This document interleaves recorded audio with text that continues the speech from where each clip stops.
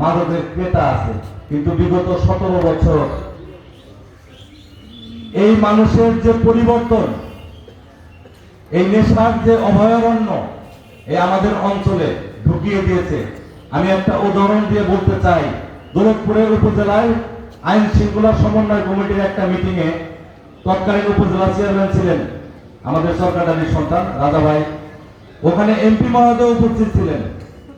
তখন রাজা ভাই ওখানে উত্থাপন করছিল যে এমপি মহোদয়, আপনি শুধু একটা রিকোয়েস্ট, এই চরাঞ্চলের মানুষ এবং দৌলতপুরের মানুষের এই মাদক নির্মূলের জন্য আপনি শুধু একটু উদ্যোগ নেন। উনি বলেছিলেন যে ছেলেপেলে খাচ্ছে খাক, আপনার এটা নিয়ে মাথা ব্যথার দরকার কি। আর আমাদের এমপি মহোদয় আজকে উনি এই মাদকের বিরুদ্ধে, চাঁদাবাজির বিরুদ্ধে, দুর্নীতির বিরুদ্ধে যুদ্ধ ঘোষণা করেছেন। এটাই আমাদের নেতৃত্বের পার্থক্য।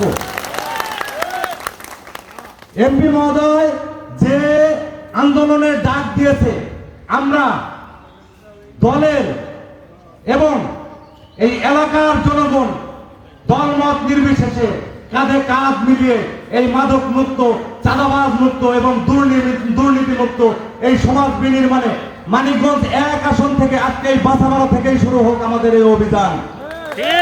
আমরা প্রত্যেকটা পরিবার যারা গার্জিয়ান আছেন তাদেরকে সতর্ক থাকতে হবে। আপনি যদি আপনার সন্তানকে আপনি যদি কন্ট্রোল করতে না পারেন, তারা শিক্ষকদের সাথে বেয়াদবি করবে।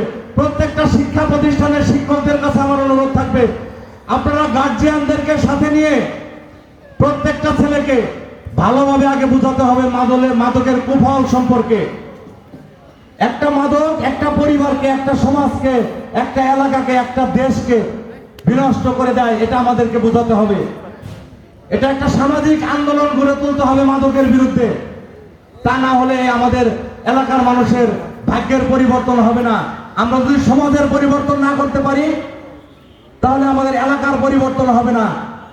আর নির্বাচনের আগে এই বাছামারা মাঠে মাননীয় সংসদ সদস্যের কাছে আমি অনুরোধ করেছিলাম, আমাদের চরাঞ্চলের মানুষের যে দুঃখ দুর্দশা, বাছামারা ব্রিজ, এলাকার মানুষের শিক্ষা, স্বাস্থ্য, এগুলো থেকে আমরা বঞ্চিত। ইনশাআল্লাহ মাননীয় সংসদ সদস্য মহোদয় ইতিমধ্যেই 3টা ব্রিজের ব্যাপারে উনি পদক্ষেপ নিয়েছেন। আশা করি কিছুদিনের মধ্যেই আমতলী এখানে ব্রিজ আমাদের হয়ে যাবে।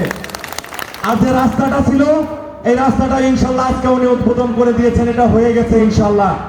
আমার আরেকটা অনুরোধ ভাইয়ের কাছে থাকবে, বন্যা বাঙ্গায় যদি ব্রিজ করেন, ওখান থেকে অবহেলিত চরকাটারির মানুষ তাদের যাতায়াতের কিন্তু কোনো ভাই রাস্তা নাই। বাছামারা থেকে চরকাটারি যেতেও রাস্তা নাই। আমার অনুরোধ থাকবে, ওই ব্রিজটা কমপ্লিট হলে বাছামারা টু চরকাটারি, বন্যা থেকে চরকাটারি, এই কানেক্টিভিটিটা যদি হয়ে যায় আমাদের চরাঞ্চলের মানুষের ভাগ্যের পরিবর্তন হয়ে যাবে ইনশাআল্লাহ। আল্লাহ পাক আপনাকে সুস্থ রাখুন এবং আপনাদের প্রতিশ্রুতি দিয়ে মহান সংসদে জনাব তারেক রহমানের বিশ্বাস্ত হাত হিসাবে আপনি যে এলাকার মানুষের জন্য কথা বলছেন, আপনাকে এই প্রাণ প্রিয় চরাঞ্চলের মানুষের পক্ষ থেকে আবারও আপনাকে ধন্যবাদ দিচ্ছি।